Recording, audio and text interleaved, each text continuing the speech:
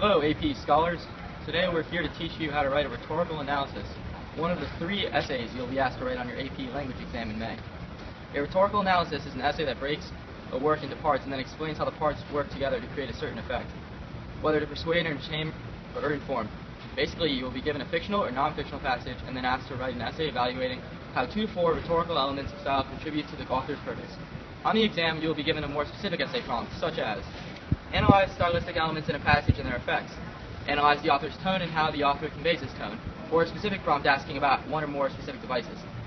And finally, compare or contrast 2 passages with regard to style, purpose, or tone. For a prompt like analyze rhetorical devices used by the author to achieve his or her purpose, you'd write about the stylistic elements most visible and significant to the piece of writing.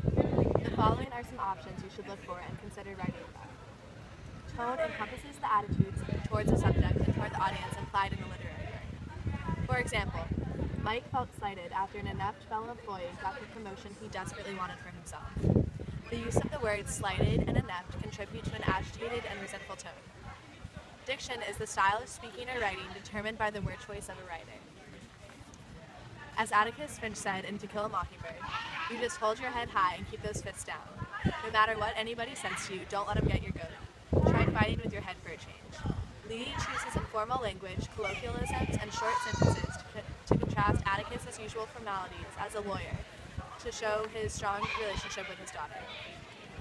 Detail and imagery are the use of figurative language to represent objects, actions, and ideas in such a way that it appeals to our physical senses.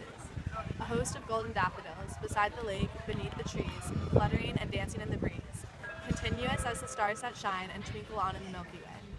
A few more are ethos and appeal to credibility, pathos and appeal to emotion, and logos and appeal to logic. An author explaining his or her credentials and experience with a subject matter establishes his credibility via ethos. Pathos is used to implore people to understand the emotional implications of an issue, as in cigarette commercials that feature diseased people who found themselves dying from cigarette use. Finally, logos is often used in arguments to convince readers to believe or act a certain way based on the inevitable or logical implications of a decision.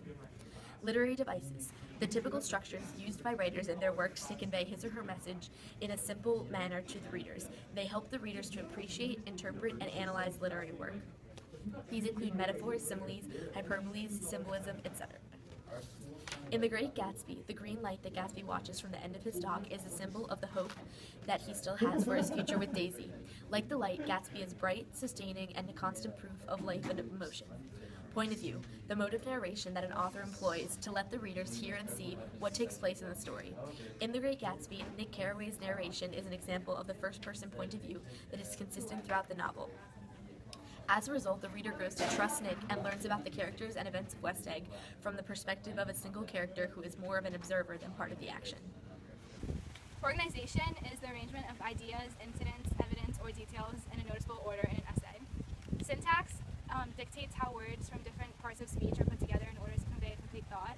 For example, the general word order of an English sentence is subject plus verb plus object, but in poetry, the word order can be shifted to create a certain effect or to emphasize something. For example, in a casual conversation, one can say, I cannot go out, but in poetry, one might shift the syntax and say, go out, I cannot, which creates a stronger emphasis on the inability to go out conveyed by the word cannot. Now we're down to 2 elements. Consider what else is significant as you read the passage and take notes. Does the author intentionally choose powerful or emotionally charged words? Then write about diction. Is the structure of the piece important to the message it shares?